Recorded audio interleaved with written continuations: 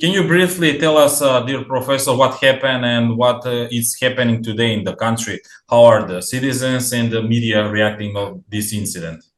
So first of all, yesterday evening, we were all shocked as normal people, citizens of Poland, by hearing the news, which said at the beginning that yesterday afternoon something fell, like a rocket or a missile of probably Russian origin, fell on our ground near the Polish border with Ukraine, and this was really a serious situation. It reminded us of the first day of war against Ukraine, where we were, like, for 1 week we were shocked in Warsaw in Poland that something like this can happen, that there can be war in Europe. And a lot of people in the street, a lot of my friends were saying that they are in the evening opening the window blades and watching the street whether maybe Russian tanks are already arrived. So today morning, after we still don't have any confirmed information. There will be today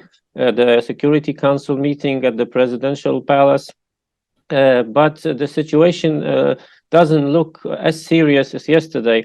Of course, always the victims are ordinary people, so it looks like that probably it will be still confirmed that, but there are many theories, probably because there was yesterday a very heavy Russian air attack on western Ukraine, and maybe some of the missiles also by chance reached Poland, or one of the Ukrainian defense air missiles reached Poland by chance, because it looks like it was a rocket or a missile of very short range. So surely some started somewhere in the over Ukraine or on Ukrainian ground.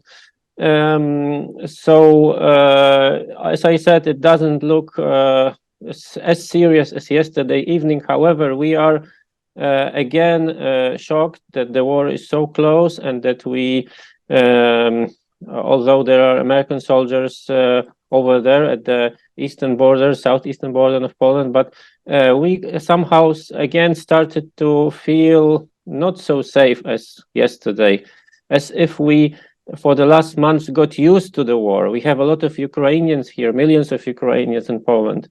We got accustomed to this situation, and we learned how to live with it every day. But suddenly, since yesterday, we have to rearrange all the thinking again.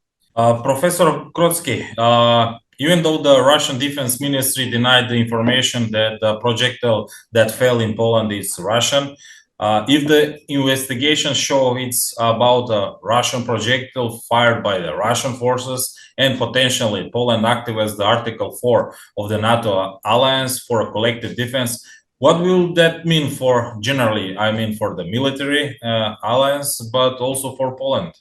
I think this could be a very serious situation, although we are still waiting. Poland is waiting for an official information, which is expected today afternoon, maybe, about a briefing about the situation. However, there is like increased security now in different places in Poland. Even my wife was telling me a moment ago, she was driving to school to bring the children, and there are military checks in the streets and the roads near Warsaw, and they're stopping cars and just checking, I don't know what, but there is it's a kind of situation that everyone takes for serious, especially that the Russians are, you can never expect. We had like you in Macedonia, very bad experiences with them. It looks like, but this is just one of theories, like another security incident on the border, which was not planned, probably. So I don't think that Article 4 will be engaged in this situation. You think so that the Article 4 will be engaged? Will not. I don't think it will. Not. Yes. Okay. My next question, dear professor, is there a concern among the common population and now at the moment, as you said that briefly, and how do you comment on the decision after the explosion in the village later on for the Polish armed forces under increased combat readiness.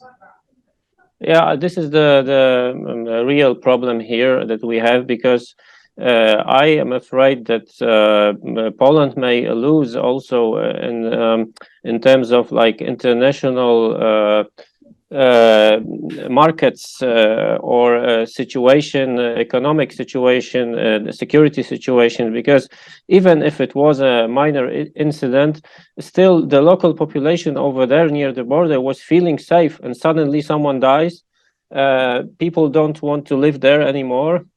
They don't want to send children to school. They now in the Polish television just a moment ago there was an interview of the marshal of the east southern province that was trying to make like calm down the situation, because who will want to go there or invest there in the proximity with the Ukrainian border if you cannot guarantee the security of your own citizens? So this is a major threat, and we don't have any hopes in Poland nowadays that the war will end fast. We know that America is trying to de-escalate the situation. There are some probably secret or not secret talks with the Russians. They withdrew peacefully from Kherson a couple of days ago. So it's not in the interest neither of Russia or America to escalate the conflict now. However, the one who pays the invoice are always the ordinary people, and this is what makes us a bit nervous. What do you expect to happen in the period ahead? What type of measures do you think will be taken by the Polish authorities, including also President Andrzej Duda? I think in general, this was not the first and will not be, unfortunately, the last incident of this kind. Like you remember, the one in Zagreb a couple of months ago, also there was some missiles, as far as I remember, also fell on Moldova some months ago. So this is a war which you have at the backyard, and I think there will be just more security everywhere in the public space, more security also in the cyber space, as we call it. And as I said, we have to be prepared that the situation with the war will be a bit longer than we expect to. The economic situation is getting worse, not just here, but everywhere in Europe, in the United States. So we hope maybe at least this will stop some governments to escalate the conflict, and it can hopefully finish soon.